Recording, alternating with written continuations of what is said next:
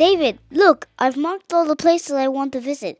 Japan, America, and maybe even Australia. Cool. But wait, if we go to Japan, how do we pay for stuff? Our euros won't work there, right?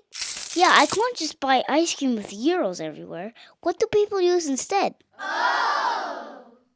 Hello, travelers. I'm Mr. FX, your friendly foreign exchange guide. Whoa! A talking globe! Oh my gosh! Are you here to sneak a peek at our plans or to show us how money works around the world? You got me, Dennis. Let's spin into the world of currency exchange. So, Mr. FX, why does every country have its own money? Because each country creates its own currency. For example, you have euros, America has dollars, and Japan has yen. So, when people travel, they need to swap their money? Like trading sandwiches at lunch, but with money. You got it! But the tricky part is, not all sandwiches are worth the same. That's where exchange rates come in. Exchange rates? What's that? That's the number that tells you how much one currency is worth compared to another. Aha! For example, 1 euro equals 1.10 US dollars. So if I have 10 euros, that's $11? Correct! But be careful. The rate changes every day. It's like a seesaw that moves up and down. Who moves the seesaw? Great question. It's moved by millions of people and businesses buying and selling currencies. That big market is called the Forex market, and it's the largest market in the world. Aha! But why do exchange rates change so much? Because they depend on how strong or stable a country's economy is. If a country is growing fast, has good jobs, strong trade, and good interest rate, people all over the world want to use its money. That makes its currency more valuable. But if things slow down, or prices rise too quickly, that's called inflation, by the way, fewer people want that currency, and its value drops. So everyone wants the strongest sandwich, and that sandwich changes all the time. Exactly. The exchange rate is decided by many things. How fast a country is growing, how stable it is, and the interest rate in each country. And when people trade currencies, exchange offices also charge a small fee to make the transaction, like a service ticket for swapping money. So it's kind of like a big game of supply and demand? Exactly, David. Wow. Let's break it down.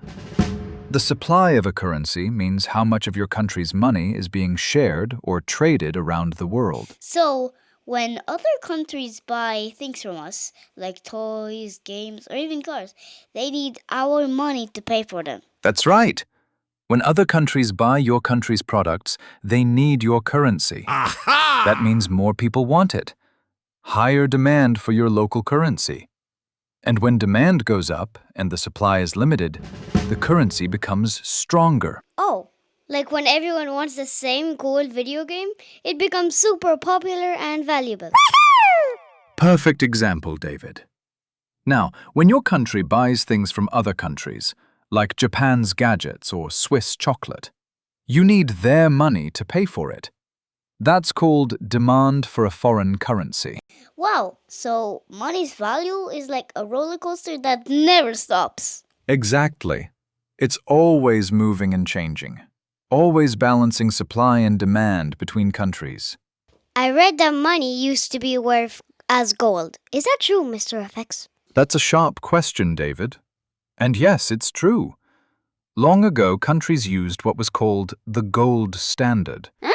That meant every paper bill or coin represented a certain amount of real gold stored safely in the country's vault. So if you had lots of money, that meant your country had a lot of gold too? Exactly, Dennis. Gold was like a treasure chest that decided how much money a country could make. But as trade grew around the world, it became too hard to keep up with gold. So countries switched to fiat money, which means money backed by trust, not gold. So it's valuable because people trust it? Exactly.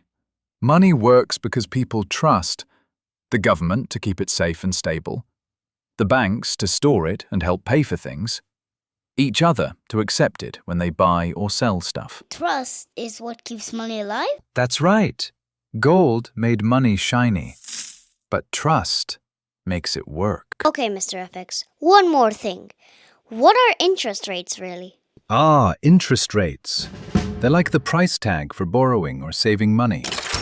If interest rates are high, people earn more by saving, so investors want that country's currency. That means higher demand. And with higher demand, the currency Become stronger! That's correct. If interest rates are low, investors might move their money somewhere else, creating less demand for the currency. And that means... It becomes weaker! Very good. The opposite is when you borrow the money. Aha! Lower interest rate means more borrowers, and high interest rates means less borrowers. So, interest rates help decide how much someone wants to have their money. Need to check that with my piggy bank. Exactly. They're one of the biggest reasons currencies move up and down, together with all the other forces we talked about. Growth, stability, and trust. It really is a spinning money world. Well, you got it! Just like me! Spinning around the globe. Bye-bye, Mr. FX. See you around the world! David, we learned today how to use different currencies to travel the world. But we still have a teeny tiny problem. I packed our luggage. Let's see. Passports, check. Tickets, check. Snacks, check. Wait, did I forget something? Yup, our piggy bank is empty. Oh no, we didn't save enough for our trip. Looks like we need to learn how to save money first. Ah, that's what you wanted to tell us. Huh? Hey, did you spot the intruder who just popped in? If you did, go to our website The link is in the description. and tell us who it was and when she appeared for a chance to win our book. And if you didn't, you might want to watch again. Because she'll be back in the next episode. To show us how to save some coins for our travels. So, dear friends, see you next time and Don't forget to... keep getting around with cash!